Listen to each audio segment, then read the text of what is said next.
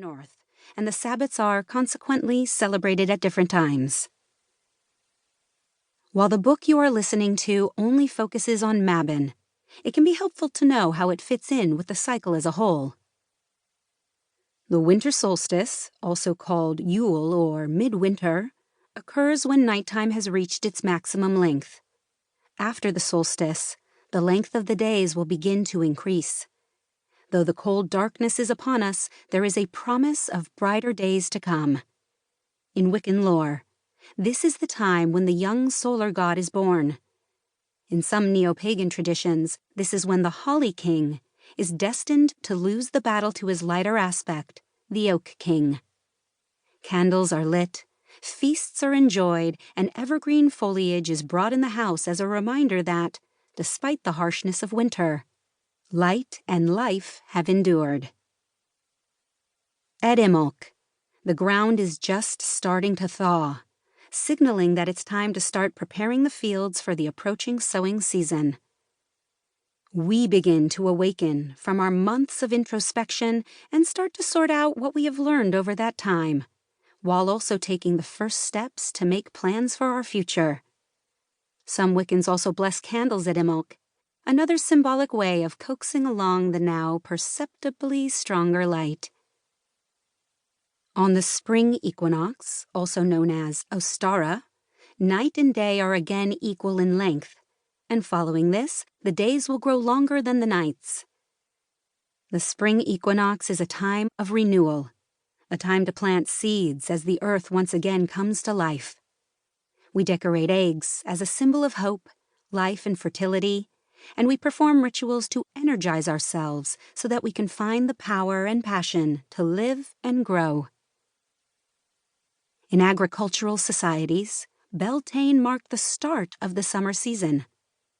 Livestock were let out to graze in abundant pastures, and trees burst into beautiful and fragrant blossom. Rituals were performed to protect crops, livestock, and people. Fires were lit, and offerings were made in the hopes of gaining divine protection. In Wiccan mythos, the young god impregnates the young goddess. We all have something we want to harvest by the end of the year.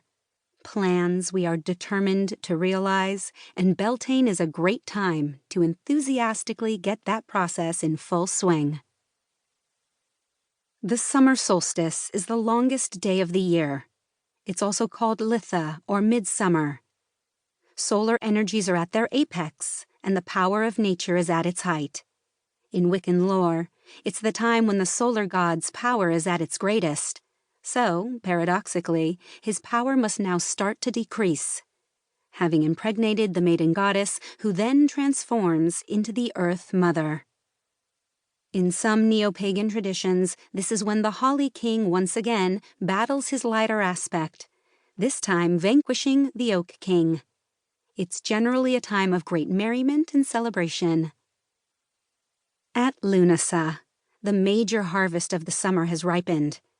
Celebrations are held, games are played, gratitude is expressed, and feasts are enjoyed.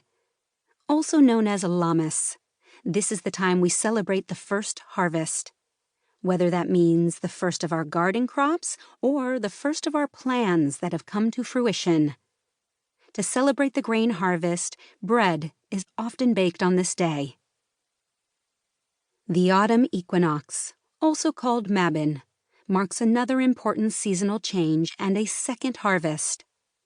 The sun shines equally on both hemispheres, and the lengths of night and day are equal.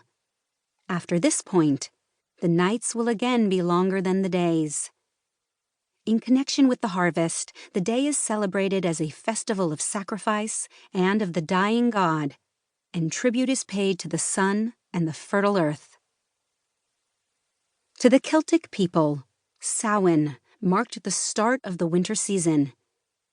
It was the time when the livestock was slaughtered and the final harvest was gathered before the inevitable plunge into the depths of winter's darkness. Fires were lit to help wandering spirits on their way, and offerings were given in the names of the gods and the ancestors. Seen as a beginning, Samhain is now often called the Witch's New Year. We honor our